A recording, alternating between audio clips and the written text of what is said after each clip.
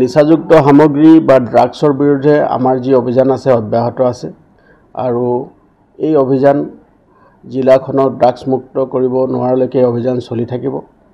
অসমৰ মাননীয় মুখ্যমন্ত্ৰী ডাঙৰীয়াই অসম ৰাজ্যখনক ড্ৰাগছ মুক্ত কৰিব বিচাৰিছে, গতিকে এই অভিযান আমাৰ সদায় অব্যাহত আছে।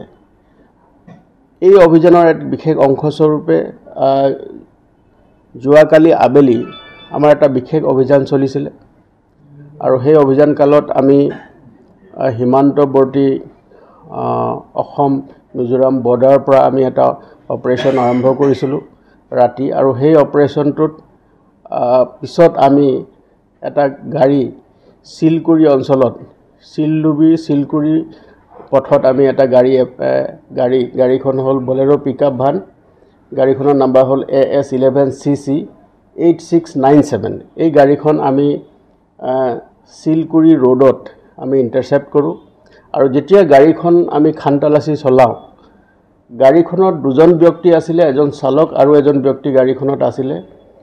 তেওঁলোকৰ নাম হ'ল আনোৱাৰ হুছেইন লস্কৰ, ছান অফ আব্দুল জলিল, জামালপুৰ ধলাই। দ্বিতীয়জন ব্যক্তি আছিলে ৰিপন আহমেদ লস্কৰ, ছান অফ আলতাফ হুছেইন লস্কৰ, জালালপুৰ ধলাই।